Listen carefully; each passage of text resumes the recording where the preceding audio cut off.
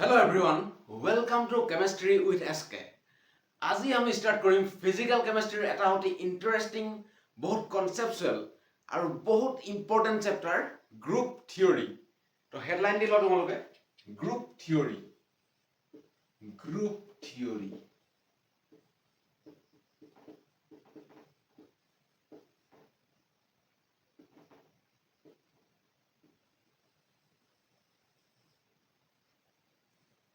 এটা group theory start কৰাৰ আগতে প্ৰথমতে আমি জানিব লাগিব যে গ্ৰুপ থিয়ৰী আমি কিয় পঢ়িম, কিয় ইম্পৰ্টেণ্ট হ'লে এই গ্ৰুপ থিয়ৰী, বা কিয় সিলেবাছত দিলে, বা কেমিষ্ট্ৰিত আমি গ্ৰুপ থিয়ৰী কিয় পঢ়িব লাগে, আমাৰ লাভ কি হ'ব, আমাৰ প্ৰফিট কি হ'ব। তো গ্ৰুপ থিয়ৰীৰ পৰা আমাৰ মেইন লাভটো হ'ব এটা কম্পাউণ্ড বা এটা মলিকুলৰ আমি প্ৰপাৰ্টিৰ বিষয়ে গম পাম। প্ৰপাৰ্টি বা আমি তাক বিহেভিয়াৰ বুলিও কওঁ, বিহেভিয়াৰ। তো গ্ৰুপ থিয়ৰীৰ পৰা এটা আমি মলিকুলৰ আমি প্ৰপাৰ্টি বা বিহেভিয়াৰ বিষয়ে গম পাম। এতিয়া এটা মলিকুলৰ আমি প্ৰপাৰ্টি বা বিহেভিয়াৰ জানিলৈ যেনিবা, তাৰপিছত কি হ'ব, প্ৰপাৰ্টি বা বিহেভিয়াৰ জানি আমাৰ লাভটো কি হ'ব। সাপোজ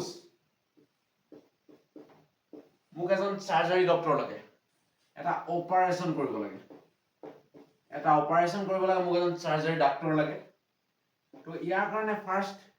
ইলিজিবিলিটি লাগিব, যে MBBS কৰিব লাগিব। তাৰপিছত ধৰি ললো মই চাৰ্জাৰী স্পেচিয়েলিষ্ট, যিকোনো চাৰ্জাৰী হ'ব পাৰে, চাৰ্জাৰী স্পেচিয়েলিষ্ট পঢ়িব লাগিব। থাৰ্ডতে মই ধৰি ললো যে সিনিয়ৰ ডাক্তৰৰ লগত তেখেতৰ 5 year এক্সপিৰিয়েন্স থাকিব লাগিব। সিনিয়ৰ ডাক্তৰৰ লগত অপাৰেশ্যন কৰাৰ 5 year এক্সপিৰিয়েন্স। সো এনেকুৱা ধৰণৰ কিছুমান কোৱালিটি, এনেকুৱা ধৰণৰ কিছুমান প্ৰপাৰ্টি থাকিলে আমি তাক এজন চাৰ্জাৰী ডাক্তৰ হিচাপে আমি এপইণ্ট কৰিব পাৰিম। যদি আমি এইটো নকৰি আমি চিধা গলো ছ'চিয়েল মিডিয়াত, ফেচবুকলৈ গলো, আমি বগা ধুনীয়া চশমা পিন্ধা, দেখাত ডাক্তৰৰ নিচিনা তেনেকুৱা এজন ল'ৰাক আমি চাৰ্জাৰী ডাক্তৰ হিচাপে এপইণ্ট কৰি দিলো, আমি সাকসেছ হ'মনে? এই ক্ষেত্ৰত আমি নিশ্চয় সাকসেছ নহওঁ, আমি সফল নহওঁ। কাৰণ আমি বস্তুটো এপইণ্ট কৰাৰ আগত, বস্তুটো ক'ৰবাত খাপ খোৱাৰ আগত আমি তাৰ প্ৰপাৰ্টি নাজানিলো, তাৰ বিহেভিয়াৰ নাজানিলো, সি কেনেধৰণৰ বিহেভিয়াৰ দেখুৱায়। সো তেনেদৰে যদি এটা মলিকুলৰ আমি প্ৰপাৰ্টি নাজানো বা বিহেভিয়াৰ নাজানো, আমি তাক সঠিক স্থানত আমি খাপ খুৱাব নোৱাৰিম বা সঠিক ঠাইত আমি ইউজ কৰিব নোৱাৰিম। সেইটো কাৰণে আমি এটা মলিকুলৰ প্ৰপাৰ্টি জনাটো বহুত ইম্পৰ্টেণ্ট। সো গ্ৰুপ থিয়ৰীত আমি এটা মলিকুলৰ প্ৰপাৰ্টি জানিম থ্ৰু চিমেট্ৰি।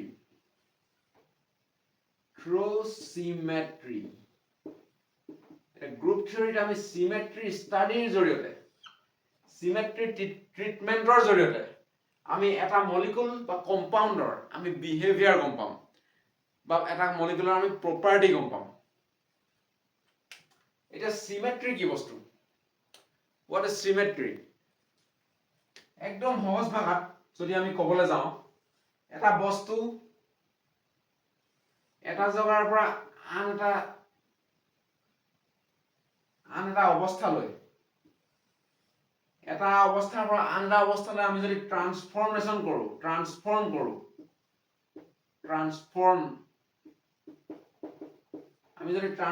কৰো, যদি বস্তুটো দেখাত এক্সাক্টলি সেম হয়, তেতিয়া আমি তাক কম চিমেট্ৰি। আৰু যদি আমি বস্তুটো ভাগ কৰো, আমি এই বস্তুটো ভাগো কৰিব পাৰো, যদি এই বস্তুটো আমি কিবা এটা কৰি এক্সাক্টলি সেম দেখো, তেতিয়াও তাক চিমেট্ৰি বুলি ক'ম। আৰু যদি বস্তুটো আমি ভাগ কৰো, দুভাগ কৰিলে তাৰ প্ৰতিটো ভাগ যদি একে হয় দেখিবলৈ, তাকো আমি ক'ম চিমেট্ৰি। ইয়াত আমি দুভাগ কৰিছো, তো তাকো আমি চিমেট্ৰি বুলি ক'ম। যদি আমি 4 ভাগ কৰো, তেতিয়াও চিমেট্ৰি, খালি প্ৰতিটো ভাগ এক্সাক্টলি সেম হ'ব লাগিব। এক্সাক্টলি, এইটো important point, exactly same.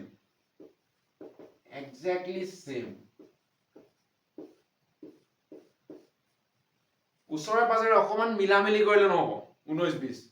Exactly 20 বুলি ক'লে 20 হ'ব লাগিব বা 19 বুলি ক'লে 19 হ'ব লাগিব that is called symmetry এতিয়া আমি symmetry কিছুমান এক্সাম্পল লওঁ where is the duster হেৰাই গৈছে তো symmetry মানে আমি গম পালো যে এটা বস্তু আমি এটা জায়গাৰ পৰা আন এটা জায়গালৈ যদি ট্ৰান্সফৰ্ম কৰো যদি বস্তুটো দেখাত এক্স্যাক্টলি সেম হয় দেখিবলৈ তাকো কম আমি সিমেট্ৰি আৰু যদি বস্তুটো আমি ডিভাইড কৰো এই ডিভিজনৰ প্ৰতিটো পাৰ্ট যদি এক্স্যাক্টলি সেম হয় তাকো কম আমি সিমেট্ৰি এটা এক্সাম্পল লওঁ আমি নেচাৰত এজনী পখিলা সিমেট্ৰিকেল হয় মোৰ ইমান সিমেট্ৰিকেল নহব পাৰে সো এজনী পখিলা যদি আমি ডিভাইড কৰি দিও এ সাইড সেম এক্স্যাক্টলি সেম হ'ব সো তাক আমি কম সিমেট্ৰি যিকোনো বস্তু একিলা পাত লব পাৰা গছৰ পাত পুকিয়া পাতৰ কথা কোৱা নাই সুস্থ সবল পাত যদি আমি মাজে মাজে ডিভাইড কৰো দুইটা সাইড একে হৈ যাব সিমেট্ৰি যদি আমি এটা ডাম্বেল লওঁ জিমত ইউজ কৰা ডাম্বেল সকলে গম পাইছা দুই সাইডে সমান ওয়েট থাকে তো আমি যদি এক্স্যাক্টলি মাজত ডিভাইড কৰি দিও তাক আমি কম সিমেট্ৰি যদি আমি এইটো পাৰ্ট লগত এইটো পাৰ্ট এক্সচেঞ্জ কৰি দিও তেতিয়াও আমি একে দেখিম নে এই সাইডটো যিমান যেনেকুৱা থাকে এই সাইডটো একে হ'ব সো আমি যদি চকু মুদি থাকো যদি এইটো হলাই দিও আমি একে নিচিনা দেখিম তো তাকো কম আমি সিমেট্ৰি এটা পৰ্যায়ৰ পৰা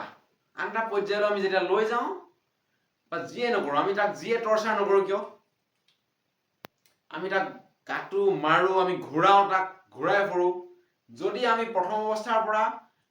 সেই শেষৰ অৱস্থাত এক্স্যাক্টলি আমি সেম দেখো বা প্ৰতিটো পাৰ্ট আমি সেম দেখো ডিভাইড কৰাৰ পিছত তাক আমি কম সিমেট্ৰি সিম্পল আমি এটা সিমেট্ৰি ডিফাইন কৰিবলৈ আমিতো চাই পিনে কৈ দিব নোৱাৰো যে সমান দেখিছো এটো বস্তু সিমেট্ৰি অলপ বস্তু অমিল হ'বও পাৰে তো আমি ম্যাথমেটিক্যালি চাব লাগিব আমি ম্যাথমেটিক্যাল ট্ৰিটমেন্ট কৰিব লাগিব সিমেট্ৰি সো হে ম্যাথমেটিক্যাল ট্ৰিটমেন্ট কৰিবলৈ আমাক এটা বেস লাগিব আমিতো হাৱাত কৰিব নোৱাৰিম আমুকটো বস্তু সিমেট্ৰি নহয় সিমেট্ৰি নোহোৱাটোক আমি এচিমেট্ৰি বুলি কওঁ দেই এচিমেট্ৰি বুলি কোৱা হয় সিমেট্ৰি নোহোৱা বস্তু এটা তো আমিতো হাৱাত কৈ দিব নোৱাৰিম এতিয়া সিমেট্ৰিক্যাল বস্তু হয় নে নহয় তো তাৰ কাৰণে কিছুমান বেস থাকিব কিছুমান বেসিক প্যাৰামিটাৰ থাকিব সেই বেসিক প্যাৰামিটাৰ কেইটা আমি কম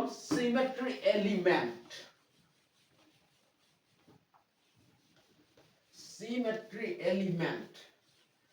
সো সিমেট্ৰি এলিমেন্ট হৈছে সিমেট্ৰিক্যাল বস্তু এটা ডিফাইন কৰাৰ এটা বেসিক প্যাৰামিটাৰ যাৰ ওপৰত বেস কৰি আমি এটা বস্তু সিমেট্ৰি হয় নে নহয় আমি কম তো সিমেট্ৰি এলিমেন্ট লিখি লোৱা সিমেট্ৰি এলিমেন্ট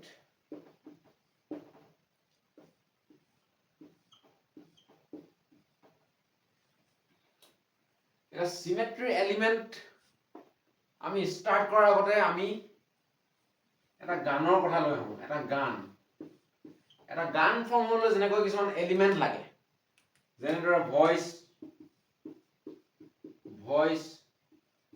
সুৰটো কেনেকুৱা হ'ব টিউন গিটাৰ 4 নম্বৰ ধৰিলো ঢোল খোল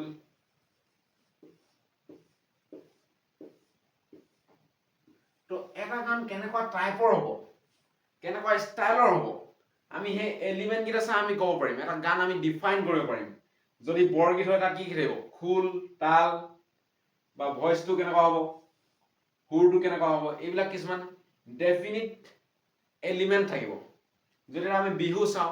ঢোলটো ইউজ হ'ব তাল ইউজ হ'ব বা পেপা ইউজ হ'ব মই লিখা নাই পেপাটো তো তেনেকুৱা ধৰণৰ কিছুমান এলিমেন্ট হ'ব সেই এলিমেন্ট কিটা চাই আমি ক'ব পাৰিম যে কেনে ধৰণৰ গান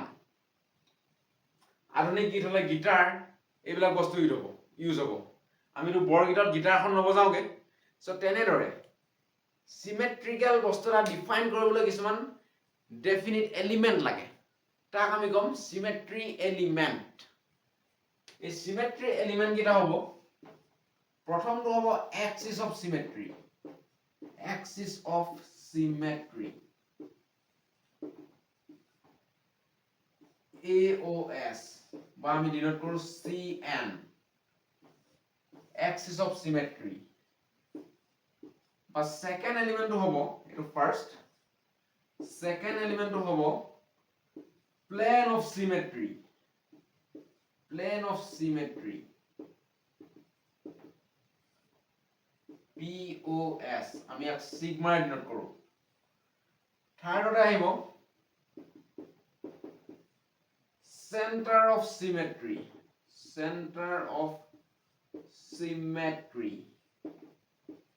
or inversion center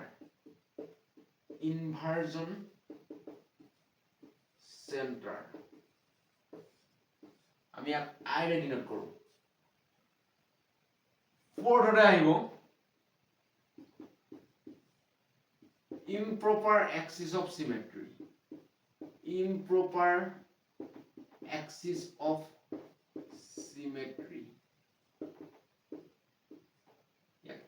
S এনেৰে ডিনোট কৰা হয় তো এই চাৰিটা হৈছে সিমেট্ৰিক্যাল বস্তু এটা ডিফাইন কৰা এটা বেস এটা বেসিক প্যাৰামিটাৰ আমি কাৰ ওপৰত বেস কৰি এটা বস্তু সিমেট্ৰি বা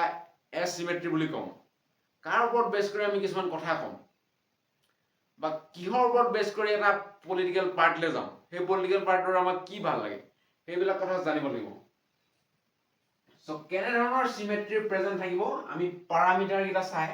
বা সিমেট্ৰি এলিমেন্ট কিটা চাই আমি গম পাম যেনেদৰে আমি গানত গম পাইছিলো তাৰ এলিমেন্ট কিটা চাই সিমেট্ৰি এলিমেন্টৰ পাছতে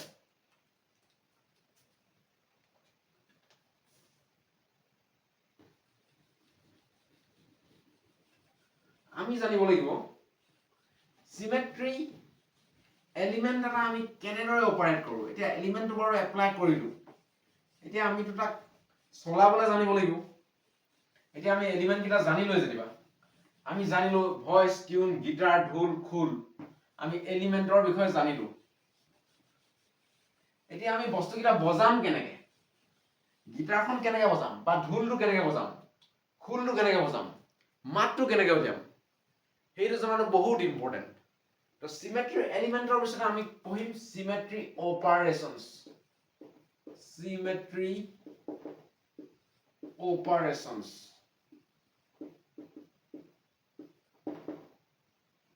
তো এইটো একো ডাঙৰ বস্তু নহয় এইটো হৈছে সিমেট্ৰি এলিমেন্ট এটা আমি এটা মলিকুলত কেনেদৰে এপ্লাই কৰো কেনেদৰে অপাৰেট কৰো কেনেদৰে বজাও দ্যাটস কল্ড symmetry operations এটা এলিমেন্ট পাইছিলো আমি চাৰিটা axis of symmetry plane of symmetry center of symmetry আৰু improper axis of symmetry তো এই চাৰিটা বস্তু আমি এটা মলিকুলত কেনেদৰে এপ্লাই কৰো কেনেদৰে আমি এটা মলিকুলত অপাৰেট কৰিম তাক আমি কম symmetry operations সো operations হ'ব তিনি প্ৰকাৰৰ ফাৰ্স্ট হ'ব rotation আমি rotate কৰিম এটা বস্তু সিমেট্ৰি এলিমেন্টটো আমি rotate কৰি চাম সেকেন্ডতে আহিব ৰিফ্লেকশন আমি সিমেট্ৰি এলিমেন্টটো এপ্লাই কৰি আমি ৰিফ্লেক্ট কৰি চাম যেনেদৰে আমি আইনা এখনৰ সন্মুখত আমি ৰিফ্লেকশন কৰো নিজকে আমি নিজৰ প্ৰতিবিম্ব চাম সো সিমেট্ৰি এলিমেন্টটো এপ্লাই কৰি আমি তাৰ প্ৰতিবিম্বটো চাম 3 নম্বৰতে আহিব ইনভাৰ্জন সো এটা সিমেট্ৰি এলিমেন্ট আমি ইনভাৰ্ট কৰি চাম ইনভাৰ্ট মিন্স এক্সচেঞ্জ আমি ভালদৰে পঢ়িম আমি এক্সচেঞ্জ বুলি আমি ধৰি লব পাৰো এক্সচেঞ্জ সো এই আমি তিনি প্ৰকাৰৰ সিমেট্ৰি অপাৰেশন এটা সিমেট্ৰি এলিমেন্ট অপাৰেট কৰাৰ ষ্টাইল কি হ'ব সেইকেইটা হৈছে চিমেট্ৰি অপাৰেশ্যনছ। চ' এই ভিডিঅ'টো আমি ইমানতে সামৰণি মাৰিছোঁ। নেক্সট ভিডিঅ'ত আমি ডিছকাছ কৰিম যে প্ৰতিটো চিমেট্ৰি এলিমেণ্ট এটা মলিকুলত কেনেদৰে অপাৰেট কৰে, কেনেদৰে ড্ৰাইভ কৰে, তাৰ চলোৱাৰ ষ্টাইল কি হ'ব এলিমেণ্টটোৰ। তো সেই বিষয়ে আমি ডিটেইল ডিছকাশ্যন কৰিম। আজিলৈ ইমানতে সামৰিছোঁ।